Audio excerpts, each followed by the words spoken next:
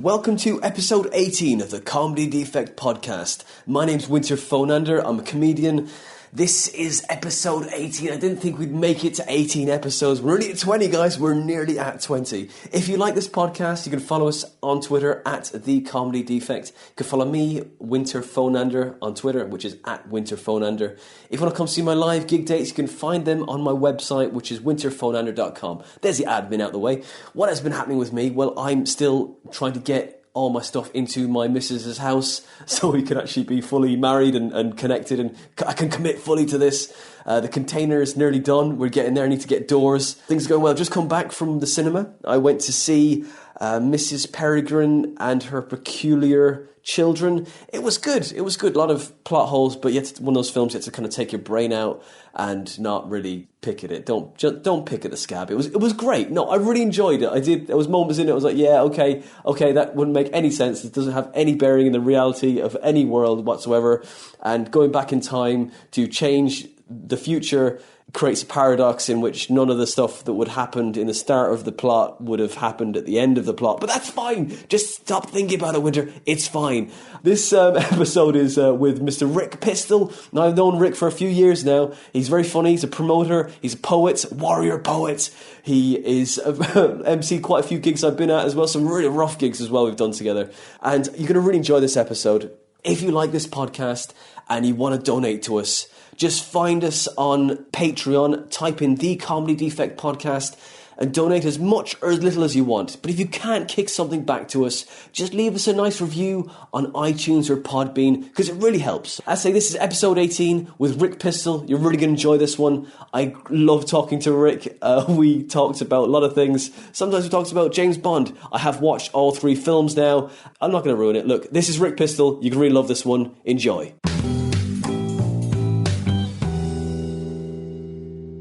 Welcome to The Comedy Defect. How you doing, Rick? Are you alright?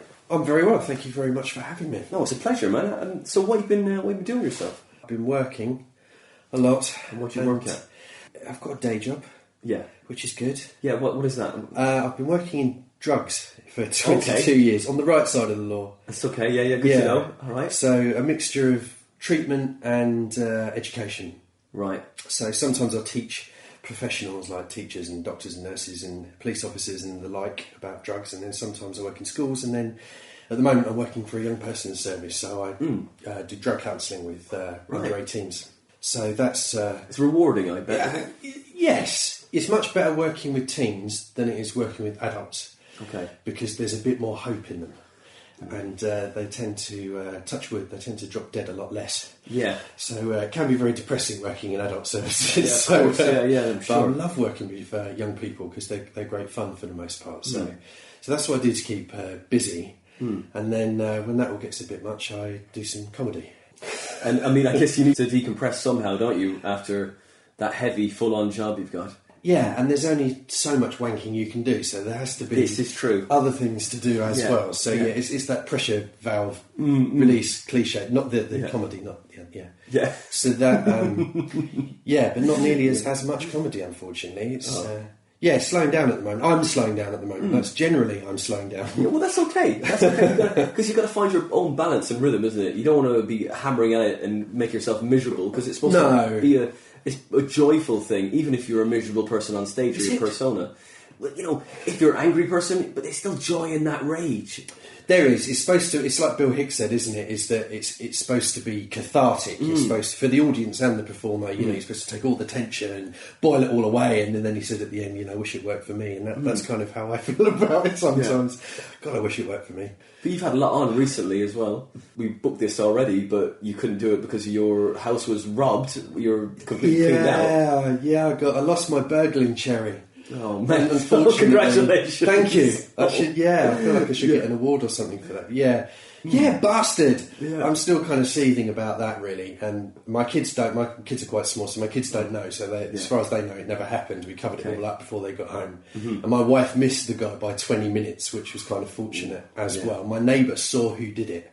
And so there was a description and the CCTV in my road. So of course, the police had good opportunities to find him.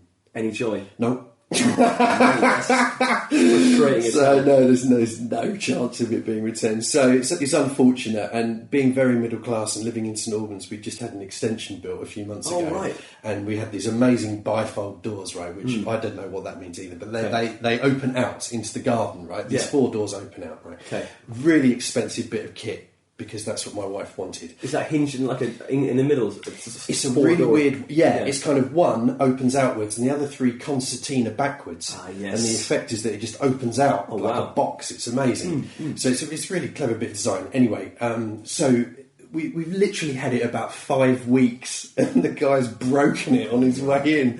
And, the workmen come around and just go, no, the whole thing's going to go. No. Yeah. Oh, no, that's so long. So it's covered though with the insurance, right? Pretty much. I mean, what's galling is that my wife lost some jewellery that her grand gave her, and she's never getting that back. Yeah. It's probably been melted, which is unfortunate. And they took my kids' wallets, and you just think, oh my god, just take the money, but leave a little wallet. Do you know what I mean? It's so sad. Yeah, that's it. And the irony is, it's probably someone in this sort of group that we work with. Oh no. I kind of understand it. Yeah, I guess so. They're out of control, aren't they? They're not thinking or in the right frame They of didn't mind. take kit. So when my wife rang me in tears and told me about it, I thought there was going to be, all the DVDs are gone and all the family pictures are gone, my laptop's gone, and he left all of that and just took that's the, all right, the then. dough. We were lucky in that respect. It was just the cold hard cash that he needed. But, okay. Yeah, but that's... I know, because when you lose like a computer or something like that with all your stuff on it, all your material, everything, you're like, I've got to start from the beginning. If we'd lost the computer, it would have been a big problem because I was so lazy I hadn't taken the baby pictures off it to put on a portable hard drive, which I now have, so it's prompted me, it's kicked me up the arse to do something. You've got like a hard drive with another hard drive and another hard That's drive. it, exactly. Around Infinite Russian doll hard drives That's lying around the house, decreasingly smaller. Yeah, and one buried in the back garden as well. And just in case. Yeah, just in case that one, the house burns down and they all get lost. We've got a mouse in the sideboard. He's got one. Yeah. Just in case. Yeah, an implant. A mnemonic implant as well. That's what we need. It is. It just Why don't I just get it implanted in me? Don't really do this is my phone, by the way. I always get the piss taken out of me for how crap my phone is. That's good going. This is a classic, an Alcatel, £5 a month. Do you know what the best feature of this is? Calculator. Amazing. Have that. That's it. At least you never look at your phone going, what was I supposed to do again? Oh, there's only one thing I can do with this. Phone and calculate things. I can text like a demon. That's great. But yeah, people are always saying, oh, this app and that app and this photo, and no. Yeah. I don't do technology. At least your concentration is good. You don't need to get sidetracked. I'm not a phone zombie. Yeah, that's what I mean. Yeah. You don't get that hump in the neck. No, and I have enough of that. those hamstrings. I found my left knee is already giving way. I'm starting to get hair in my ears and grey pubes. It's not good. My missus tries to, when I'm driving, she'll pluck she'll come and pluck the left side, of course, but, the right side is kind of, I don't know, I'm lopsided now, I guess, Yeah, you got uneven. Yeah. I noticed that when I came in, but I didn't want to say anything. I wasn't talking about my sideburns, but now I know. You've been backcombing them. Oh my God, No, that's I know. natural. Yeah, I need to. Maybe I need to fix those. But keep it. forget It's about Halloween. it. Maybe looks like I'm kind of like staring, kind of a bit more sinister by kind of looking someone's side on. That people do that, don't they? Sometimes look at your side on and go, what? You're quite a hirsute gentleman. Hirsute? Hairy. Yes, indeed. Yeah, I'm lucky that way. You are lucky. Get it from my mother.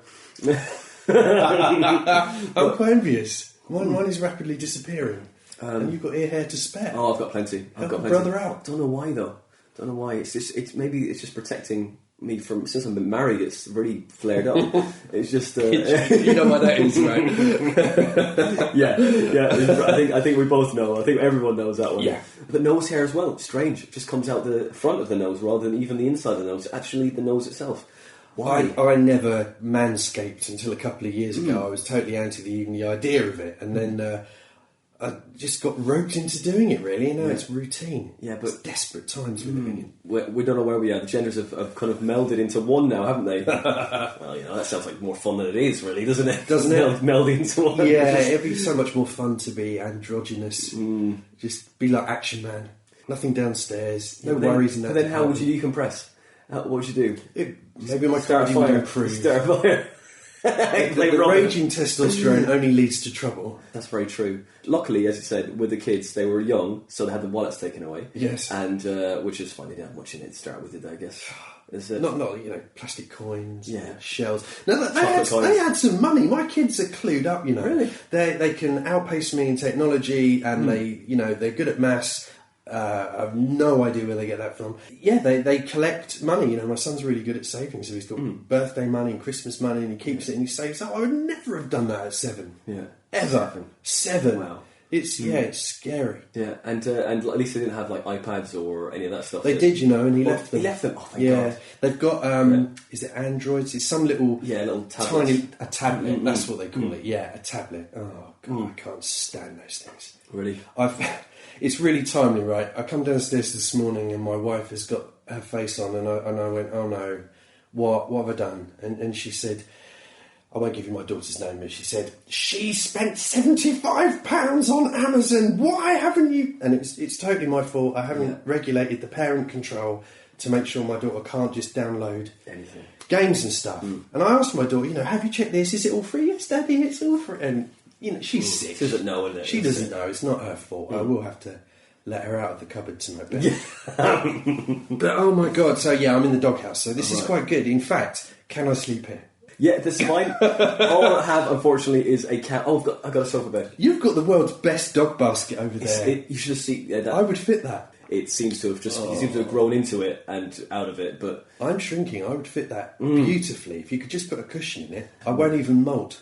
I'm glad to hear that. He molts enough for 4 dogs. So I can see. It's ridiculous. It's like an attack in a barber shop. I've been it's like I've been shearing him. It is. Been sheep shearing in here for some reason. You should roll all of that up into a huge ball. Oh, it'd be a smelly jumper if you made something out of it, though, wouldn't it? Oh, it'd stink. Now, there's a present for you. Oh, Merry Christmas. For maybe the mother-in-law. But you strike me, Rick, first meeting you, you've got a nose ring and you've got an earring. You were punk at one time, weren't you? Ish. Yeah. I was 5 years old when punk came out. Okay. So I can't pretend that I remember that bit of the 70s, although I was brought up in the 70s. Right. I got into punk music in my early teens, I'd say, maybe 12, 13. Yeah. Doing a paper round and getting into the Sex Pistols, and that opened up a whole world of stuff for me. Right. And I'd say I'm half hippie, half punk, but as I get older, increasingly more punk. I have less and less empathy and patience. More right wing. Generally. I wouldn't say I'm more right wing, actually. Right. My politics hasn't changed. Right. In fact, the way they discuss it on the radio now, they've started calling it the hard left and the hard right. Yeah. And I heard today, hard Brexit. No, what was it? Hard Brexit and soft Brexit. Yeah. It's a bit it's a bit strange, isn't it? It is. People that care more about it than others. It's never black and white now, is it? As in, your politics is never straight down the middle. It's always a bit of grey. Yes. And so it makes it increasingly complex. But it's the same with food now. With food, it's like, okay, you eat meat. You're a vegetarian. Are you a vegetarian as well? Am I out? Pure carnivore. Yes, don't worry. great. Don't worry. You're safe. Fully carnivore, right? That's great. But they go, oh, I'm a vegetarian. Oh, and then one person has to up their game. Go, oh, I'm a vegan. And then it's what's the next? Episcoparian. Is that the other one? That's the one. I just eat air. Vegans are the people that don't wear any animal product things as well. That's right. Yeah. And then you've got. I didn't know there was a step beyond that. I think there is. I thought that was the black belt of food. There's I think there's one more. I think there's. Wow. You got an added extra as well. Fair trade. And then but they keep adding to this thing. They go. Yes. There's always people trying to one up the person, isn't it? It's like the Four Yorkshiremen sketch. It's my personal bugbear is people complaining for nothing, and B, like you said, this kind of one-upmanship with I'm more holier than thou than you are, and you must be an absolute monster because you're eating that salad. Exactly. That hasn't been brought in and hand washed by cherubs and mermaids. It drives me absolutely berserk. Maybe that's the hard left they're talking about. It's the mum's net jogging mafia fraternity who've got time to spend seeking out these little things to be outraged about. Yeah, that's it. Oh, you didn't buy your lettuce from this cleft in the Andes Mountains where everything's fair trade and it doesn't actually come by oil. They bring it on donkeys, which are really looked after. And I know because I visited that country on my gap year. Yeah, exactly. Yeah. And even when they die, they don't make them into sausages or glue. They have a little graveyard at the back, and it's so nice. And the graveyard's carbon neutral. Yeah, exactly. Yeah, and all of the stuff that's filtered off of the land from the graveyard is reused to power the turbines, which actually put the electricity back into the town, which harvests them. Oh, does it fuck? There's always something that's going to happen, isn't it? Somewhere someone is dying in a cage, ultimately. Yeah, someone's getting screwed. Yeah, someone's going to get screwed. It's always. I did a charity gig the other day, and it was for cancer. But I did one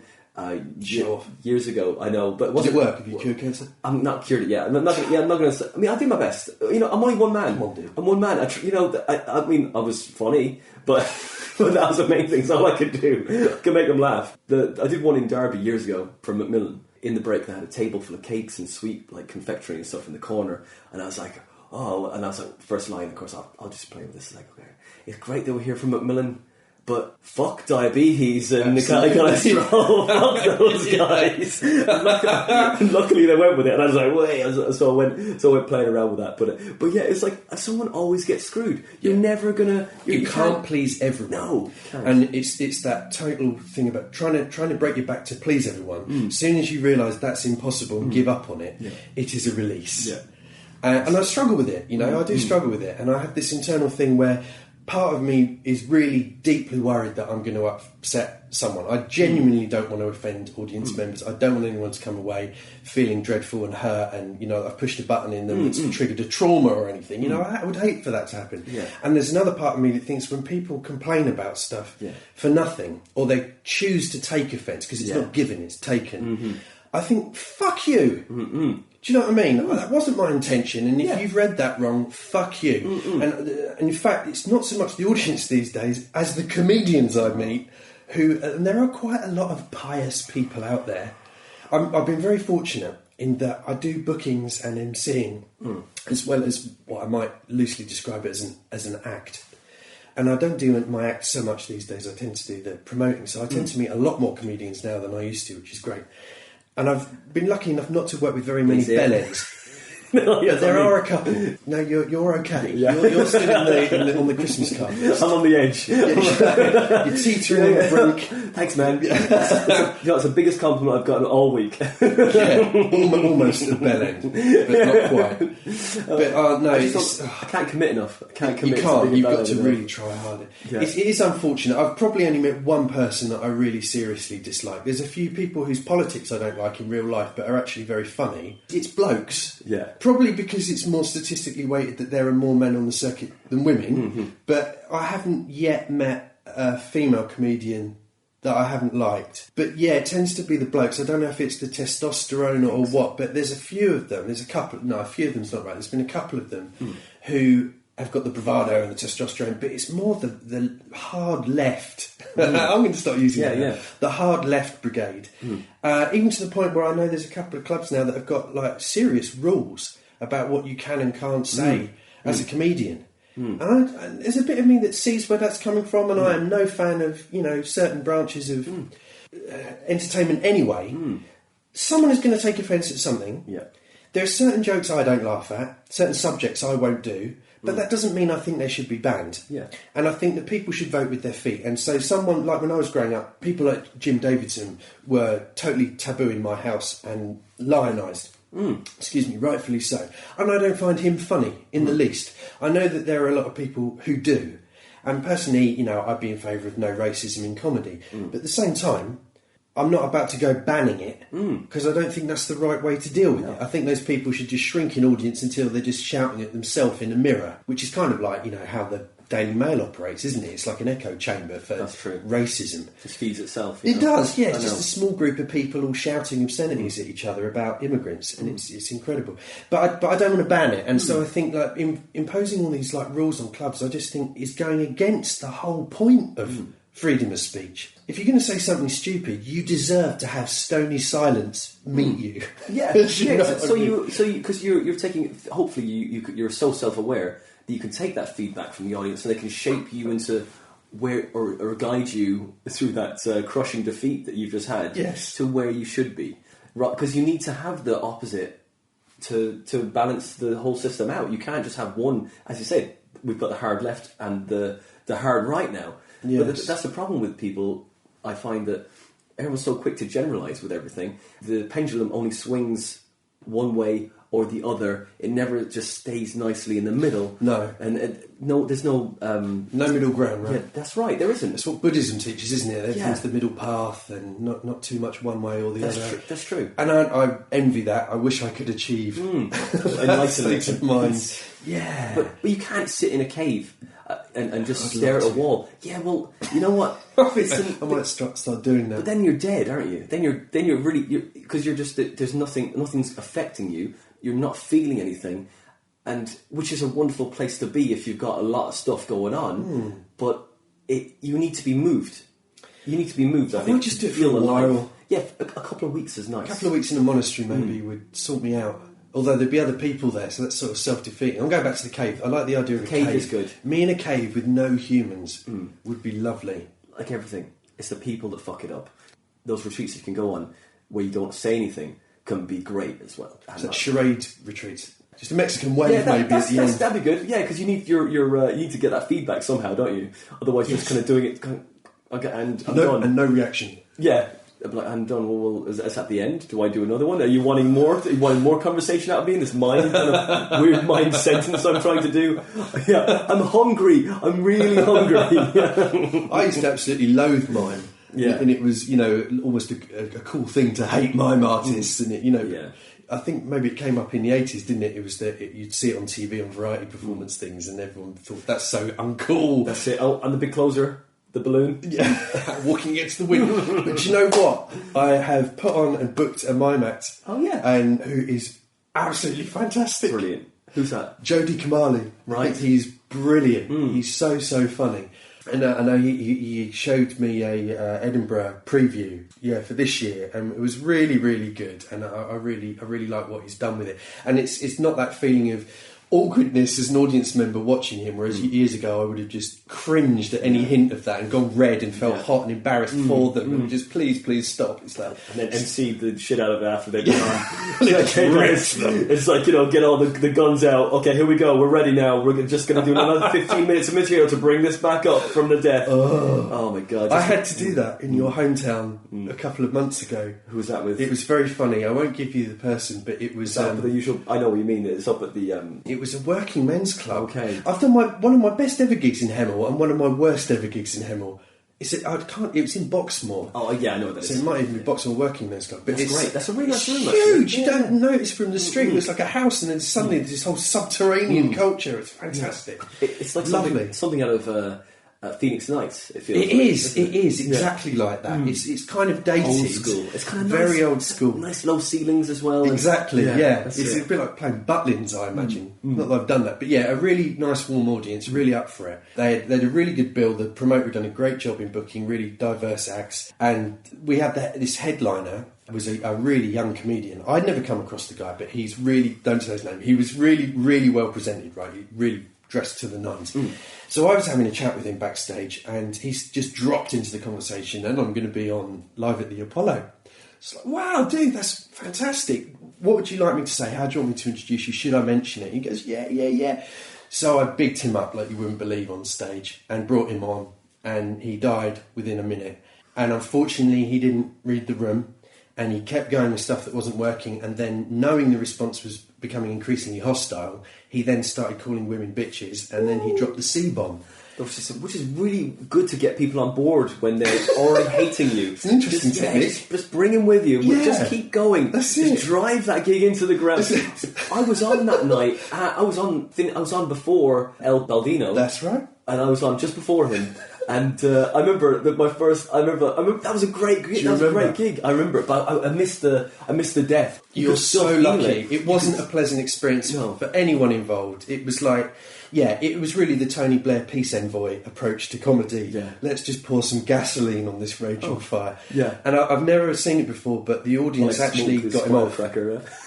Really. This bloke just stood up and went, right, that's enough, mate, off you go. Whoa. And the audience backed him, and he was like, wow, I better get off stage. Whoa. And he actually asked to leave via a fire exit. He was that afraid of being lynched.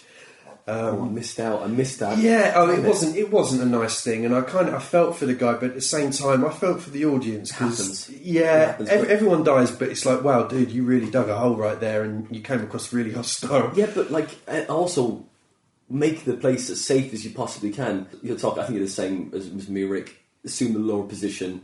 Like, don't be an arrogant dick, because we can all die at any minute. Yeah. No matter what happens. You could be going great, and next thing, something happens, you make a wrong choice. Back into the hole again. Oh, I've lost a wing. Oh, I've lost another wing. We're going down. And that's it. It takes a long time to... Sometimes you're able to save yourself, but sometimes you're not. Or I've just sealed my own fate with that interaction there or something. But it can happen. It's good to reference it. That's it. And it's always a learning experience, I think, of what you can pull out of it. But saying he's going to go the Hammersmith Apollo was never a good thing to say before we'd even made friends or seen him before. But why even say that? I felt terrible that I felt stupid that I'd bigged him up. So it made me look a bit of a prat. So I felt like I kind of had to gun him a bit. I couldn't come on stage afterwards and go, how about that? You know what I mean? Nice. I had to kind of go, okay, and then try and pull it back. Especially when the audience had, as a group, had one spokesman go, you've had enough. Yeah, that's it, exactly. It's hard to recover from. So making that guy in the audience laugh brought them all back on. And it was okay, and the night was rescued again after that point, and every act killed it again. But it was really awkward. But like you said, we've all bombed. Yeah. And sometimes it's due to a word or a line or a type of joke. And I do some stuff that is offensive. I do stuff about the royal family that royalists do not like. I do some political stuff that some people won't like. Yeah. But again, it's subversive. And that's why I think subjective.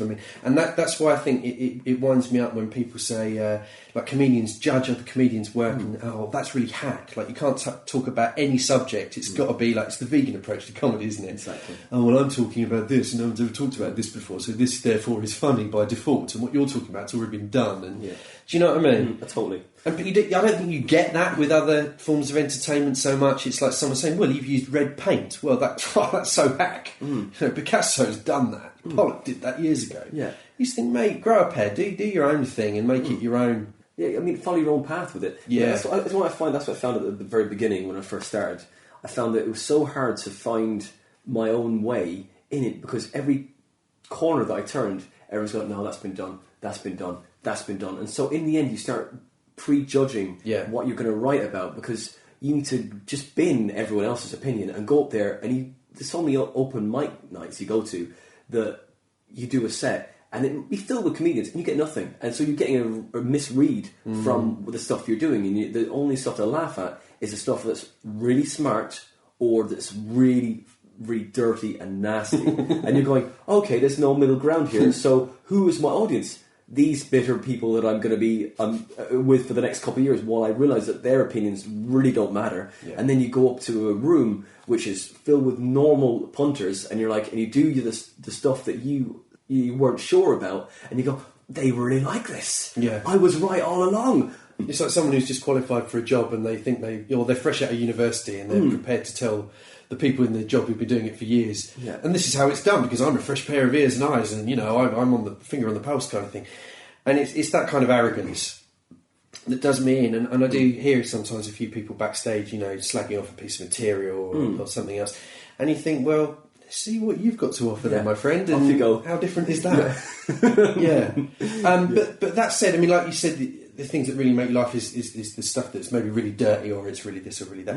There is some stuff out there that is different and hasn't been mined, or is done in a completely different way. And I get to see glimpses of that now and again. And that's another upside of being a promoter, is that I get spoiled with seeing a lot of different people and their acts. And there's a lot of really good stuff out there. Yes. And some of it right on our doorstep. There's a lot of local people, like Hertfordshire and London people, who I'm blown away by. And it pisses me off sometimes. I'm like, oh my God, how old are you? I've got pants younger than you, and I know. You're so good already. But it's opportunity, isn't it? I've said before, it's like success breeds success. And as soon as you get that little bit of confidence, I've talked about with a Bonjo as well. And a Bonjo, he's a little bit older than both of us. I asked him the same thing, so how has comedy changed you, Has it changed? It's like, and he said no, and then he said yes, it has. But he's like, it has. He was a little white 7-year-old girl when he started. Yeah, I know, but completely. He's completely changed. He's flipped it completely. Gender and race. So I was talking to him, and he was saying that, like, as you do comedy, when you first get up there, you're quite sensitive to the audience, and you feel how they're going and where they're taking you, because as soon as they change. Their mood changes, you adjust. But when you first start out, And it can really ruin your momentum because you're like, that person didn't like it. Oh, and then you're not laughing. I'll talk to that person because they're not laughing. And then it can really tank yourself. But when you go through, it's like, okay, right, it's okay. I've got it. You stand behind it. The comedy tops up your confidence and your self-esteem, and you go, no, I'm okay. Not that you're completely arrogant, but you still feel the audience. But you know that it's okay, and you're still happy. You're still happy in the moment, and rather than being in your head, because the more in your head, the more worried you are, the more nervous you are. And then when you kind of are here in the moment and enjoying it and being affected but not being controlled by them, then you are able to really have fun with it, and they'll enjoy you more because you're in this moment with them rather than being back in your head, and it's something alive and real rather than just being a set script that could be delivered by anyone, which is the most amazing thing, isn't it? Yeah. Because it's not like Rick Pistol on stage. It's not Rick Pistol doing his material.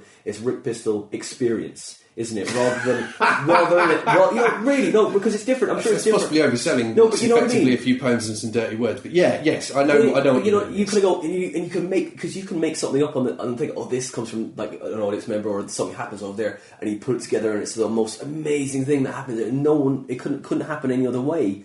Sometimes you're like surfing on the wave of energy. I like that's the difference I find between emceeing and the act, is that you know where you're going with the jokes with the act, and you've said it a lot of times, and it usually gets received the same way.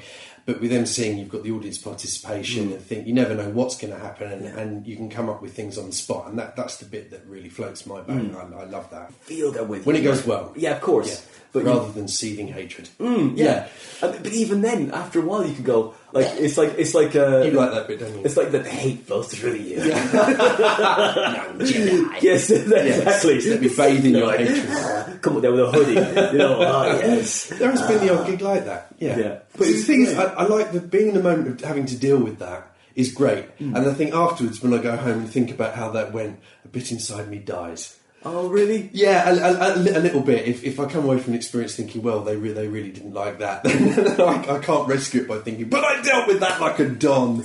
I come away thinking, oh, I wish they liked me. Like, no one likes to be hated, do they? Like, you want to, but you'd like to turn... I think some politicians probably do. Yeah, but they've got enough money, they don't care, do they? They don't need to be liked. They've already arrived, haven't they? Yeah. They've already got their hostages, basically, is what they are. Politicians are the terrorists for us, really, aren't they? We are we're held hostage by whoever we elect.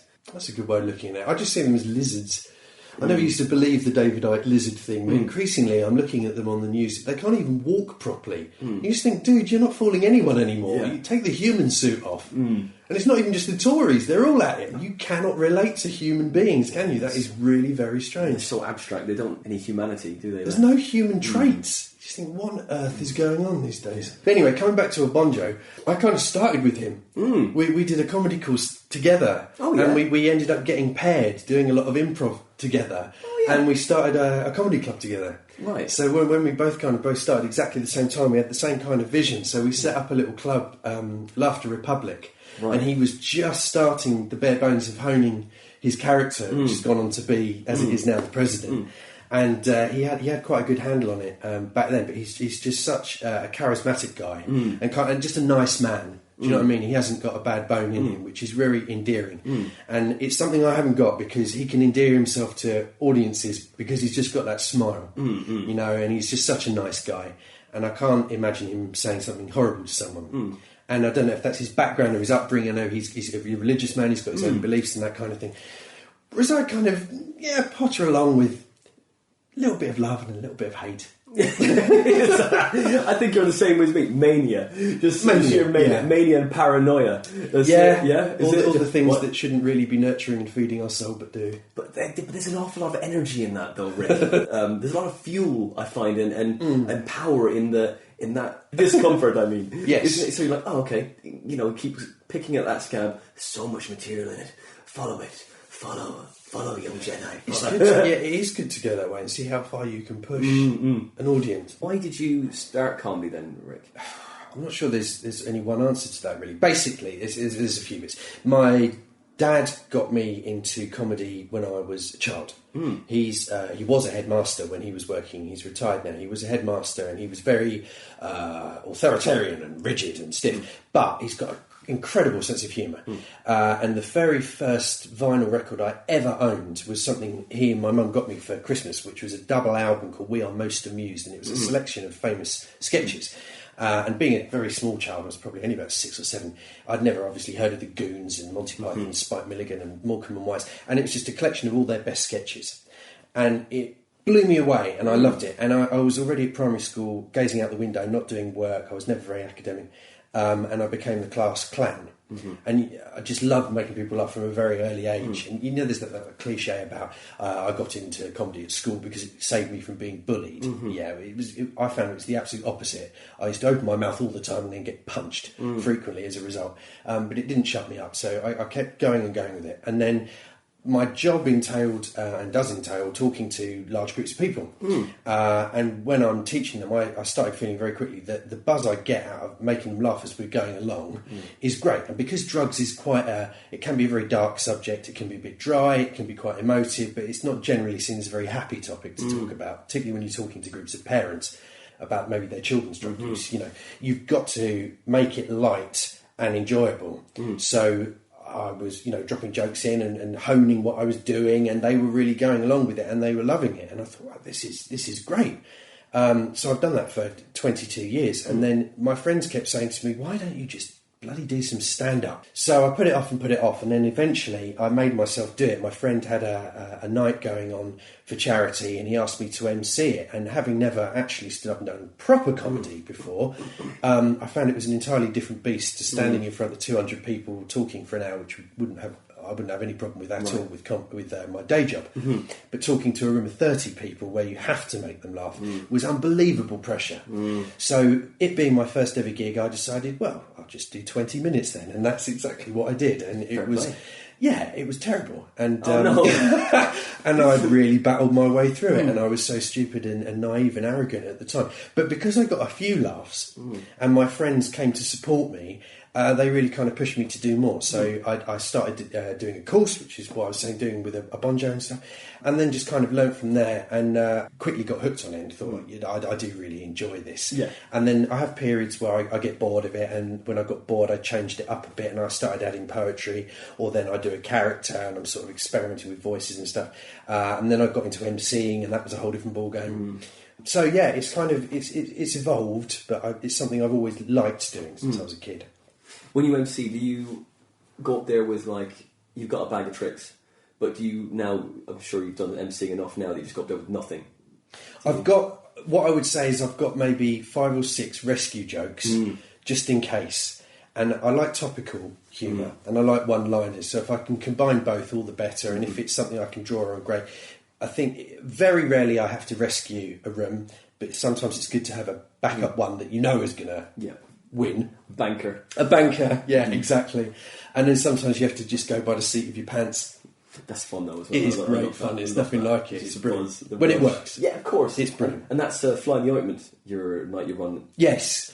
Yeah, Fly. Oh my God. So yeah, I started running Fly In The Ointment, I don't know, maybe a year ago, I guess.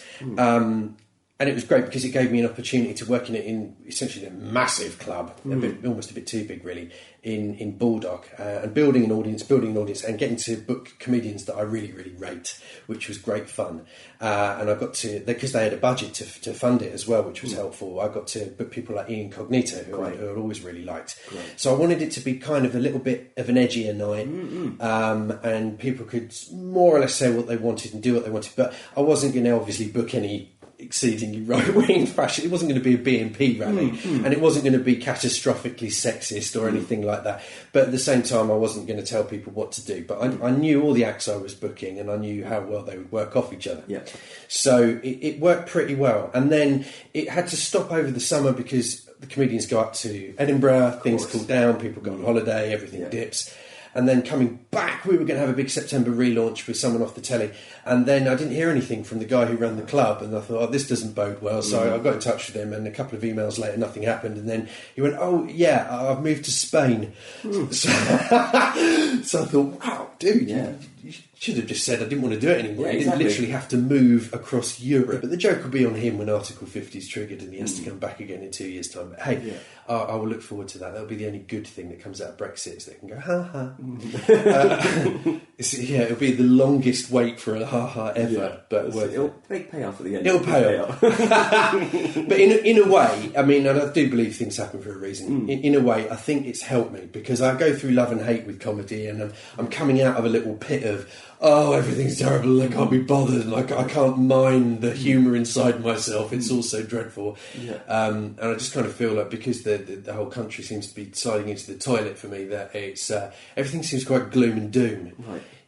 And I've had a history of depression in the past, and it kind of rears its head when you don't expect it. And when it sort of came out last time, was just in that mad 14 days of voting ourselves out of the EU and the government changes, and everyone's jumping ship and no one knows what's going on, and I'm not very good at change, and suddenly everything had been changed at once, and it was all looking so dreadful. And I was flashing back to my counsellor years ago saying, look, you're reading a newspaper every day, stop reading it, it's making you depressed. And I used to say, no, I can't, I want to know what's going on. And I weaned myself off it, and eventually I never bought a newspaper for a while, and I found my mood lifted. And it does work, except now I read Facebook instead, and I find my mood going down because I'm just yelling at people on the screen. Fucking idiot. You've got to stay away from those things, man. It's a way of madness. Oh my god. The pictures of children, the pictures of food, the inane comments, the fishing for, oh my god, I can't believe he done that again. Waiting for people to say, what babe, what was it? All that kind of bollocks is going on, and at the same time you're thinking, but these people are my friends, I should care, I don't know. I only rarely use Facebook, to do minimal amounts of stuff. A funny picture or something, but very rarely. Of a cat. Yeah, well, not really cats. I don't like cats that much. I'm really not a big fan. Have you put a picture of your dog up yet? I think when I first got him, but now, I haven't done it month by month. You don't do his birthday or anything like that, no? Maybe my missus does, and I might like that, but that's not really. Okay, I'll let you get away with that. But thankfully, there's that little button now that says you can still like that person, but you can turn off everything they ever say, and I think, that's a really useful button. That's handy, yeah. I have no desire to know what you're having for dinner, or why you think, Theresa May is the best thing since sliced bread. Or why it would be interesting your opinion would be interesting to me in the first place, that's it. It's like, any I'm not the only one. It's like, why would you need to tell me that? Like, just think it, don't say it. That's fine. And remember, at least carve it into a joke. At least amuse me or entertain me. That's it. Make a joke. That's what I'll use it for. Put a joke up. What do you think of this? Yeah, it's funny. Okay, great. Well, it's on my Facebook now. It's mine. And also, if anyone wants to top it for me, happy days. I'll take that too. I like the banter, and that's why I hate it sometimes. Where because you can't tell the cadence of someone's voice, the emphasis they're putting on it, you cannot tell irony or sarcasm, and so much gets lost in there. That's true. And people take offence, and people have got me wrong about comments that I've put on there, and I've thought, what the fuck is your problem? Then I've gone back later and read it and thought, you know what? If you read that the wrong way, that's harsh. But because they can't tell, and particularly if it's someone who doesn't know you in real life, and they can't tell that you're only taking a mick and you don't intend to upset them. There's been times where I've taken myself away from social media and thought, I just want to go and sit in the cave again for a bit because I'm a terrible person. And then I have to come back to myself and sort of say, do you know what? It's not my intent. And I think that's always the problem with things and political correctness and all the rest of it, which is done some really good things, but it's gone almost too far the other way now because everyone's afraid to say stuff. It's about the intent behind the word. It's not the word. People can get things wrong, and that's fine. They want to get offended so that when they are offended, people see that they're offended, and then their profile gets raised because they're obviously a better human being than everyone else. I'm sure there's a term for that. They come up with all these. There is that, yeah. Of course there is, yeah. They keep making up these different catch buzzword phrases for things. And I'm sure there is one for what you've just described about this kind of holier than thou attitude that people have on social media. But it does drive me absolutely mental. And to distraction with stuff. There's some really good stuff, and I'm absolutely addicted to Facebook, and I keep being burnt by it, and I keep going like a moth to the flame back again. I'll just use it for gigs. I don't want to be that person though, Just go, okay, that's what gigs, fine. There's a gig, there's a gig there, right, apply, and then leave it, and then just go, there's a notification from blah, blah, I'll turn that off later. But I like the interaction, and also it means I don't have to leave my house. Because then I'd have to really interact with people, and that wouldn't be good. Who wants that? I'm a hermit, really, and also on Facebook, and that's good, isn't it? I'm so gregarious. I'm in the industry that wants to get to know people, networking.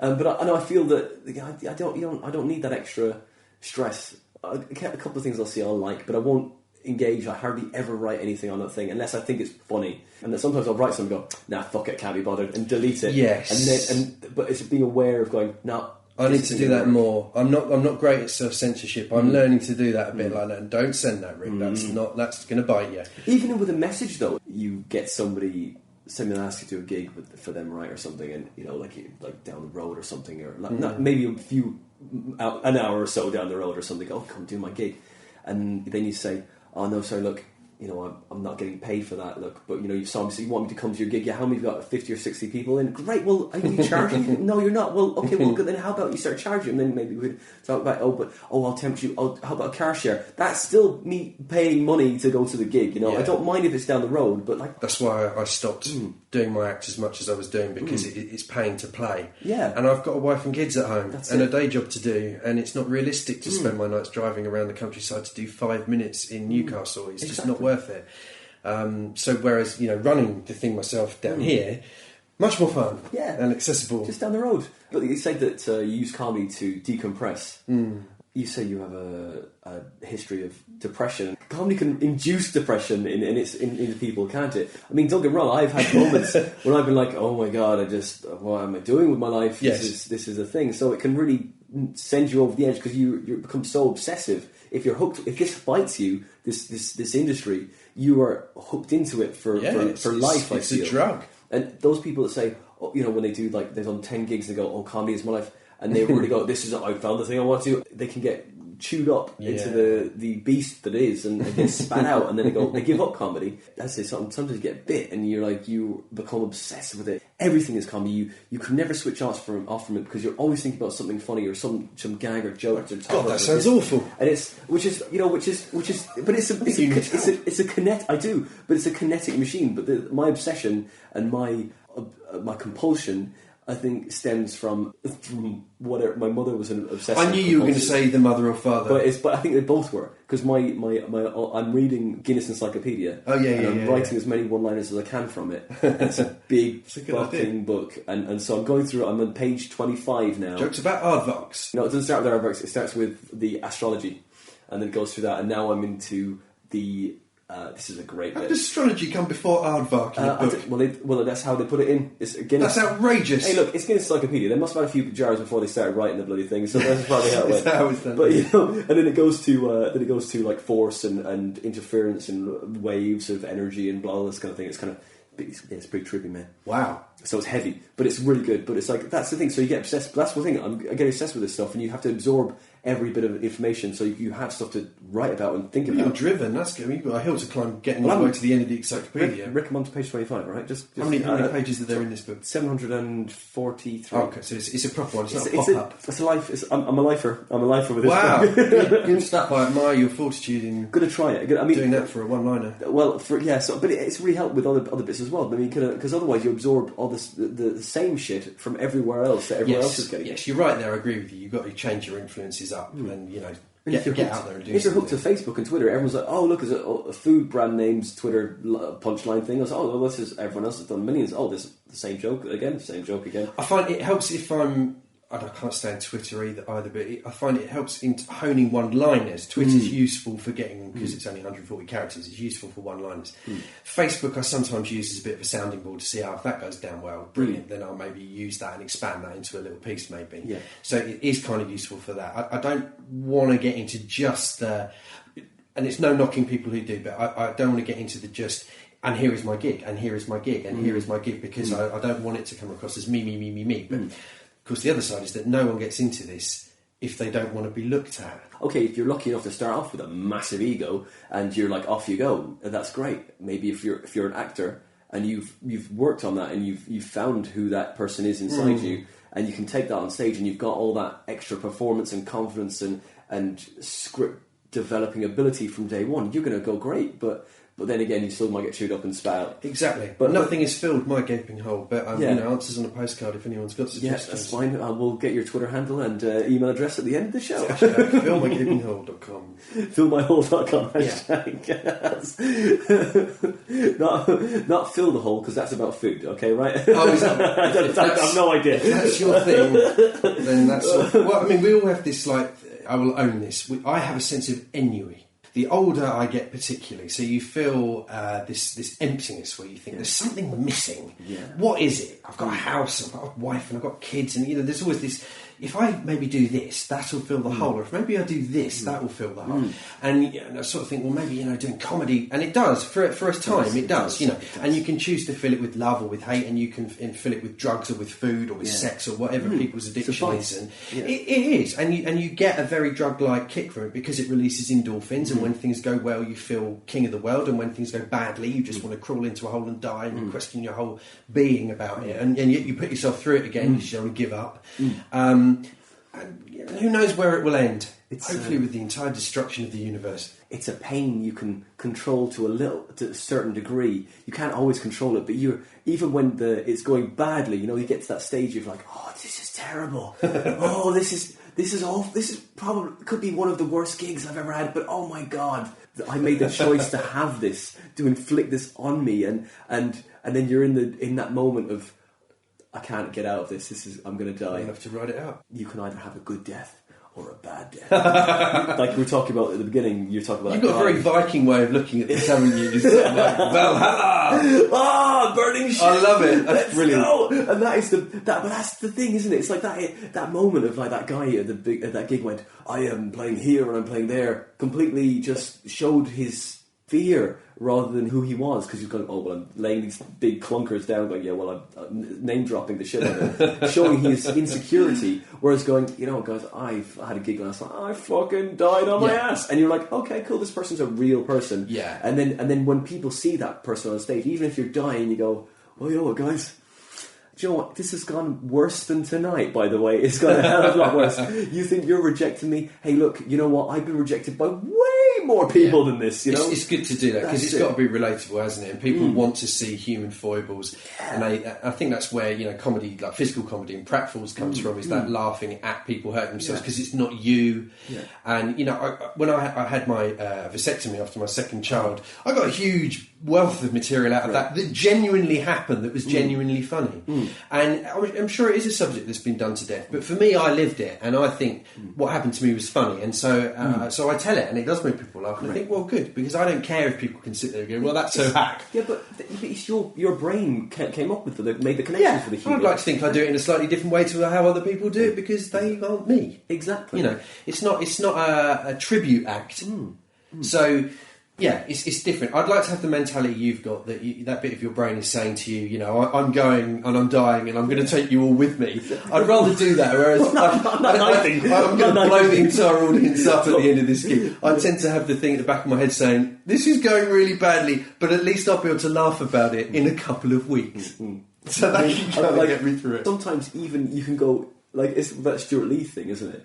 Sometimes it starts off not funny, then he continues it all the way around to being funny, and then it goes not funny again, ride it out funny all the way. Yeah, that's it, and it keeps going in a loop. But what a polarised comedian. I mean, I don't think I've met a comedian who doesn't rate him, and I think he's absolutely amazing at what he does, and there's so many people who try to replicate what he does and can't do it, obviously, because he is him. But I think it is very brave, because there must be a huge wealth of society who just go, oh my God, what are you playing at? I don't know, need to talk about him anymore, he's talked about enough.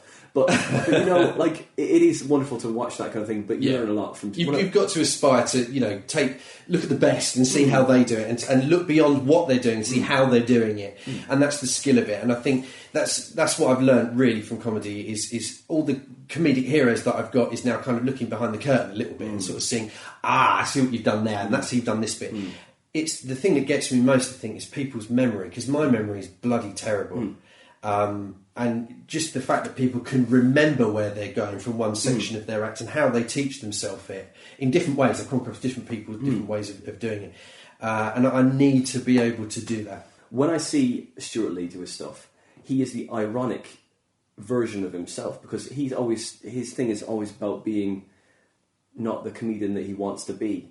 Yeah. But in actual fact, he's better than that. Yeah. And it's like, and that, so he is assuming the lower position, but steeped in irony, and it's all wrapped up in this thing. What, 30 years worth? No, maybe it's not that old. Maybe 25, 20 years worth of stuff. I remember seeing him when he started, and his first kind of tentative TV stuff that he did, and then doing Lee and Herring, and all that kind of stuff, and Moon on a Stick, and you know what I mean, and all the catchphrases stuff. Never ever liked the other guy. I really don't like him. But I didn't like Stuart Lee at that age. I just thought, you're just so up yourself. Some public school educated toff, nothing I could relate to at all, sort of bequiffed and full of himself, and I'm so dry and witty, and he just rubbed me up the wrong way. And then as he got older and he kind of honed his act, and I got more mature and realised what it was he was doing, I just thought, wow, that's proper genius. Both of those guys present this image that they're doing so badly, they're not doing well in comedy. And fuck it, they always had that straight away, that TV show, and then they went off to just doing their own shows, writing for this, writing. But who knows how much they had to do before they got to that point? No, I'm not saying that they didn't earn it, but like, it's the whole shtick is that they're not successful. Yes, and they are successful, so it's still. But that goes back way beyond them, doesn't it? I mean, I was brought up on things like. I was going to say Mork and Mindy, and I did like Mork and Mindy as well. Morecambe and Wise. Why is my brain working? Great. If you watch that back, Mork and Mindy, you can see Pandora corpsing now and again because Robin Williams has just gone off on some tangent off script, and they've kept it in. It's fucking brilliant. What a man. Do you remember Balky? Yes, Taxi. Is it called Taxi? Balky and Me, was it? Balky and Me? Oh, no. Balky's the name of a character. Balky was the guy that, or My Cousin Balky or something like that. Oh, that's the one about the foreign cousin who lives in the flat with the American, and isn't he funny? He's a foreign stereotype. That was it. He's crazy. He's crazy. That was it. That was when I remember when I was like 7, I was watching that as ancient. But those kind of things that reminded me. I hated it. Really? You hated it? Did you? And I hated everyone that watched it. No, okay. I'm joking. I was a big fan. No, I wasn't. No, it was maybe an age that I wasn't. I'm a little bit older than you. Well, I'm probably quite a lot older than you. But I didn't really rate that when that came out, so I didn't watch enough of it. Is probably the case. But I watched Morecambe and Wise. Right. And there were bits in that where Eric would be winding the show up. And Eric would just be like, have his hat and coat on and just be walking home. And it was that kind of thing, like you were saying about they haven't got these glamorous, glitzy lives, because that wasn't the image back then. It wasn't about how it is now, with all the glamour and the glitz and the celebrity status and the playing arenas. That didn't happen. And they were musical and they played to huge crowds, but it was very traditional. But they still had this real self-deprecating thing, and the whole thing that they used to end up in bed together at the end of every show, and no one would question it. Even as a kid, there was nothing about, there was no subtext, there was no they're gay, there was nothing about that. It was purely innocent, and it was just, these two guys just live together and they do everything together, and it's not glamorous. They both wear pyjamas and drink tea. I loved that. I thought that was so good. But it was of a time.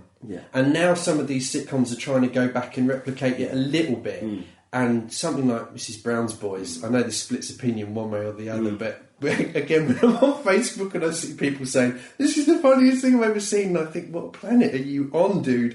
Why are so many people's really good sitcoms not being commissioned? Because some tosser in a suit basically has decided that's not the zeitgeist at the moment, and that's not. I'm sorry, folks, listening to this. This isn't very funny. It's just me getting very cross. No, you got to be honest. You got to be honest about how you feel about where it is. Everything is. Everything's terrible. It's like, well, that's a good place to start from. As I was saying about the rage with the sitcom situation at the moment, but you're just annoyed the fact that the things aren't given a fair crack of the whip because of the... Yeah, I mean, and it's probably always been the case, but it's... Where is the punk aesthetic? Where are the young kids coming up, rising up and saying, we're not having this anymore?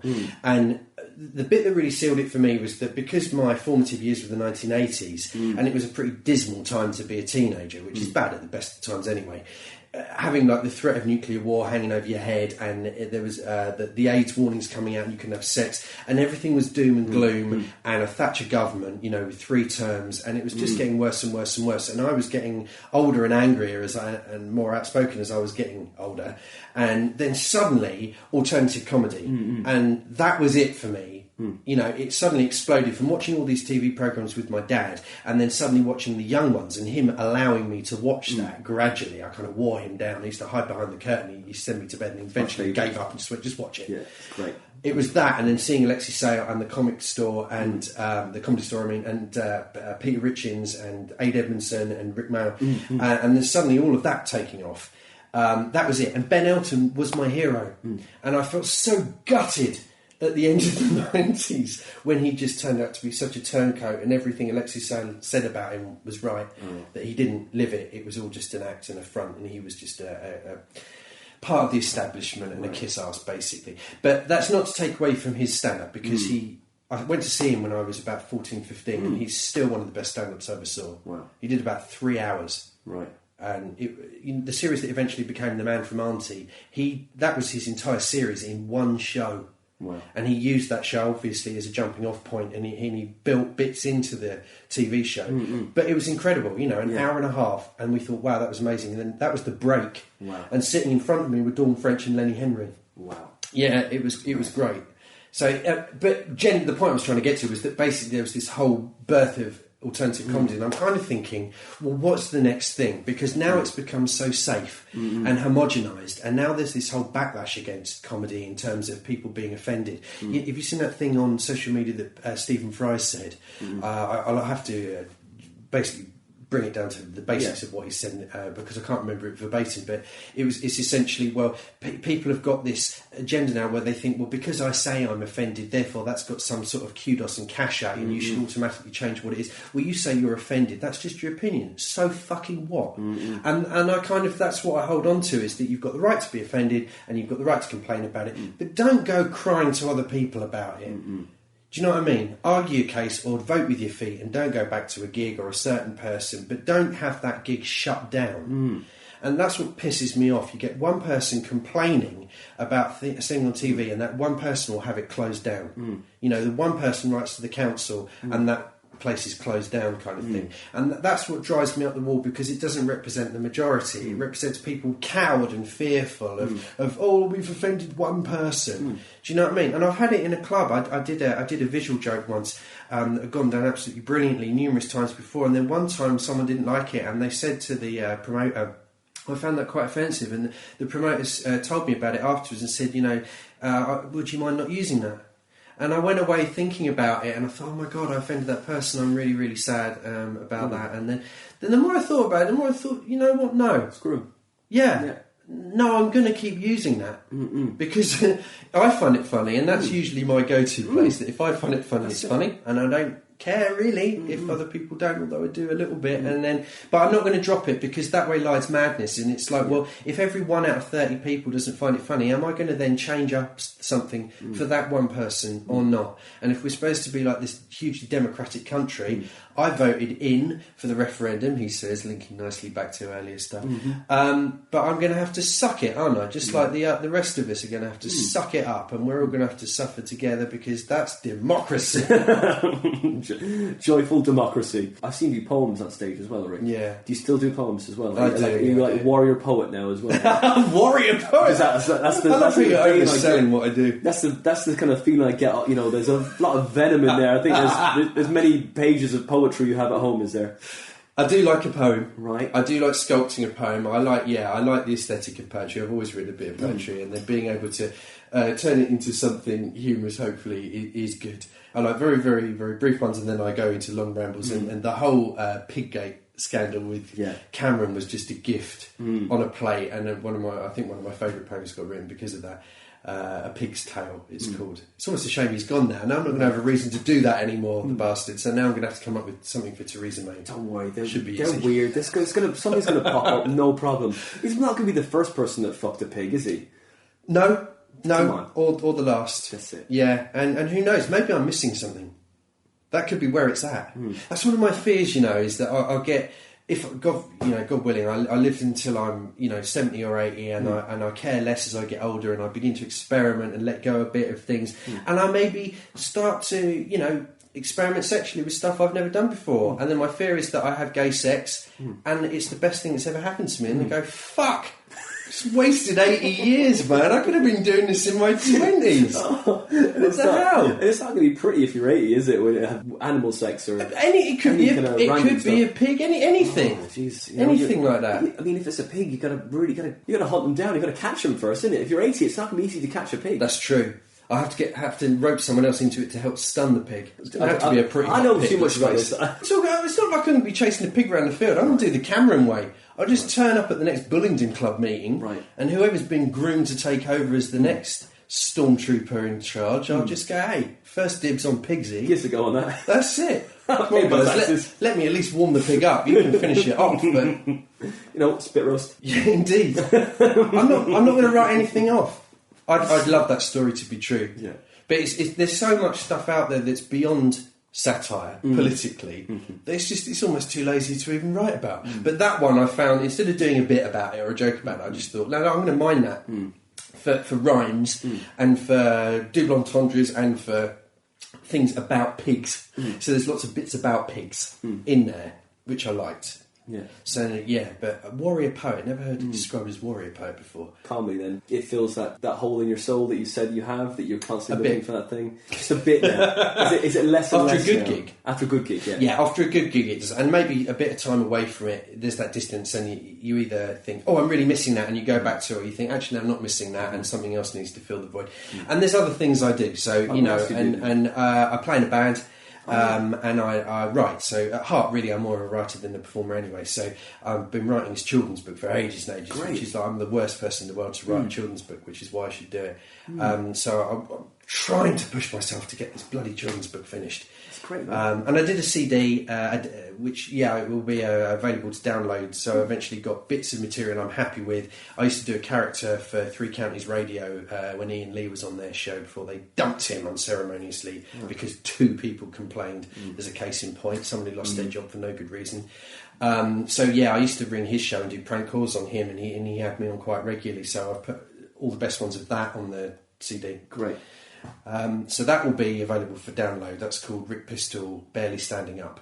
Right. So if you're probably not old enough to remember, but the front cover of Grace Jones's album Island Life is very famous of her naked standing there doing a pose holding a microphone. So I replicated that, which will put you off your breakfast, lunch and dinner. So there's that. And then I'm running, I co-run, I'm almost a silent partner in a comedy night locally in St Albans. Laughter's the Best Tonic, which is run by Jonathan Prince. So he's my comedy partner, he's the driving force behind it, and I kind of hang on to his comedic coattails and help him with that now and again. So we take it in turns to MC and do that. So we've got that coming up. So Laughter is the Best Tonic is at the Horn of Plenty, now called the Horn, in St Albans. Tickets will be available online, and it is November 3rd, and it has a headliner, Abigail, who has been on the telly. I think she's married to the Mitchell and Webb. Yes, she's married to the Mitchell and Webb. All right. Yeah. Oh, come on, brain. She's married to one half of Mitchell and Webb, but she's a comedian in her own right, and she's been on loads of series in the Tracy Ullman series, and she's done loads of her own comedy in Edinburgh. We're really lucky to have her, and she's done loads of comedy and silly stuff. So, so she's our headliner.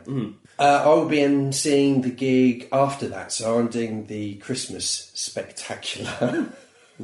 Which is what date? That would be the first Thursday of December. Oh, right, first Thursday of December. Okay, cool. There you go. So first Thursday is easy enough to remember. At the Horn, and Jonathan has booked all the acts, and everything is totally and utterly under control, and it will be wonderful, and tickets will be available online, and it'll be gorgeous, and then I will be able to bring people's Christmas down, set the Christmas season up early for abject misery. Right. And then you can just go into a cave and sit there staring at the wall. Bliss. 2 weeks. Just bliss. Yeah. If that was my real Christmas, was in a cave staring at a wall for a couple of weeks. With an iPad. Without Facebook. With no technology. Foraging. Foraging for food. I'd be useless at it. I'd be dead in hours. I'd eat the wrong berry and it'd be game over. A bit like Into the Wild. What? That's amazing. I know relatively few people who've seen that. Isn't that great? It's a good film. It is a good film. Very sad. It is sad, isn't it? Spoilers, but very, very sad. He dies in the end. We all die in the end. Look, we all die in the end. Fuck it. It's exactly. That's how every film ends. It's a spoiler for everyone. That's it. Life's great, and he died in the end. Spoiler alert. Exactly. I've never thought of it like that. Every single film, James Bond gets away again, but ultimately he's going to die. That's true. But it keeps changing, so he's never technically it's different person. Every time, keeps regenerating. To be fair, I think the new James Bond is a bit like a bit of a cardboard cutout, isn't he? Really. Oh, you be careful. I'm a Bond fanatic. No, okay, right. All right. And I like the Craig. All right, calm down. I will release my stranglehold on you in just a second. Okay, just loosen up a bit, okay? Go to sleep. The Daniel Craig. A bit of a cardboard cutout, isn't he? I like him. Okay. I think he can sell the action. I know he's not everyone's cup of tea. I don't think he's got much emotion. It's just too bland. He's the face of this. He's the guy that gets stopped on the street every day, and people like you. It's people like you who stop him and go, I don't like you, Daniel Craig. You're a cardboard cutout and you're just a corporate whore. Yep. I can't believe we ended up arguing about Daniel Craig. I could spend a whole hour arguing about James Bond and telling you exactly where you're wrong. Where did it go wrong? Oh yeah. What was the other one? That film with Casino Royale. Just solitaire, wasn't it? Oh my God! This is going to end in a fist fight. I really just a friendly throat punch at the end. Just a friendly, just a little love tap. I'm 2 or 3 films behind, so I mean, look, Have you not watched the other one since Casino? I haven't seen Spectre. Then you have got absolutely zero to start with, my friend. If you don't like Casino Royale, this is honest about it. You're not going to like the next one. I'm going to give you a heads up. You're not going to like Quantum of Solace. See, I felt that. You're not going to like that. Yeah. You're going to like Skyfall. You're going to go, okay, that's a better film. And then you're going to be all built up for Spectre, which isn't quite as good, but it's still a good film. And it has its place. It's of its time. Like we were saying about comedy, I'm going to draw it back. Right. It's of its time. Rog wouldn't work now. Timothy Dalton would work now. Pierce Brosnan wouldn't work now. Sean Connery, arguably, wouldn't work now. He's too old now, anyway. Isn't he? He is, but you need to. If you could, no, he's too old. I still would. And it was more tongue in cheek, and it didn't take itself so seriously. I mean, the Connery films, as they went on, got more and more humorous. But he starts in quite a hard place. He's a hard nut. He's very Craigian. He shoots people in cold blood. That bit when he's sitting in the that's the bit in the hut in Dr. No, and he shoots the guy 8 times. Yeah, just waiting. But he'll wait in the apartment as well. He's just waiting in the apartment for that guy to come in. He just shoots him and leaves. That's they true. edited it. That's true. In the film, he only shoots him 2 or 3 times, I think. Once in the back, but I think in the original cut, he empties his gun into him, and they said, actually, that's a bit too much. He's dead. That's overkill. That's a bit grim. But I like that. That's how the character's written in the books. He's a cold, hard bastard, And they've kind of... They've loosened him up a bit. He doesn't drink as much. He doesn't shag around as much. He certainly doesn't smoke on screen any much because times have changed and the producers are a bit antsy about that. But he's a killer. Just vapes now. Can you imagine? It's going to happen, isn't it? Can you imagine? If they gave it... They're talking about giving it to the next actor is that guy whose name escapes... Idris would be awesome. No, I'm thinking of that English actor who's really kind of thin and a bit effete and he plays Loki in the Thor films. No, he's not hard enough, is he? No, and I can see him vaping, just sort of lounging around in a cravat, in his apartment. Not so much fighting Spectre as, diddling about on just Candy Crush. Pop into like one of those cafes and order some cereal, of like... that serial killer cafe that got done over in the riots. Oh, did it? Did you not hear about that? Got done over. Yeah. It's run by 2 hipsters, right? Yeah, right. And so all the cereal in it is American cereal, and they charge you $3.50 a bowl or however much it is. Fair play, money spinner. If they want to fleece dimbobs who are happy to part with their money because it's a cool thing to do, awesome. Take your money, my friend. They did not deserve to have their shop beaten to a pulp by people rioting. People riot. This is the hard left. They're rioting in the wrong place. Obviously, they didn't have any Lucky Charms. Oh, get your coat. Boom! This is what people need to do. Have you ever seen the film V for Vendetta? Right, the whole Anonymous online and the V masks, right? Everyone should watch that film. That is what we need to be doing. Everyone, November 5th, on the streets of London, taking back what is ours. Okay. The Houses of Parliament. We're going to end this interview in a riot. Thank you for joining me on the Anarchist podcast. This is our final transmission. See you on the 5th of November. Where is that? Rick is now in prison. I think we've done. I think we should finish it on the Guy Fawkes and the destruction of England. Possible flash mob that we're going to have on the 5th of November. But that's what we'll get known as the Anarchist Podcast. Everyone will be talking about Anarchist Podcast. He managed to do 19 successful podcasts until that last one where it all went batshit and it went crazy and just by mass. And he invoked a riot. Rick, thank you for coming on the show. Thank you, man. It's been great. I've really enjoyed talking to you. And the next show you have is on the 3rd of November, and that is in the Horn, is it? The Horn, St Albans. Horn of St Albans. You have got a great headliner with great support acts. And check out the website. Local talent. Check out the website. We're on Facebook. We're on Twitter. We're on pretty much everything. Tickets are usually cheaper online. Brilliant. So do that. Can I pop my clothes back on? You can pop your clothes back on. Thank you. But Rick, it's been great to have you on. Thank you, man. Appreciate it, man. Thank you very much. Much appreciated.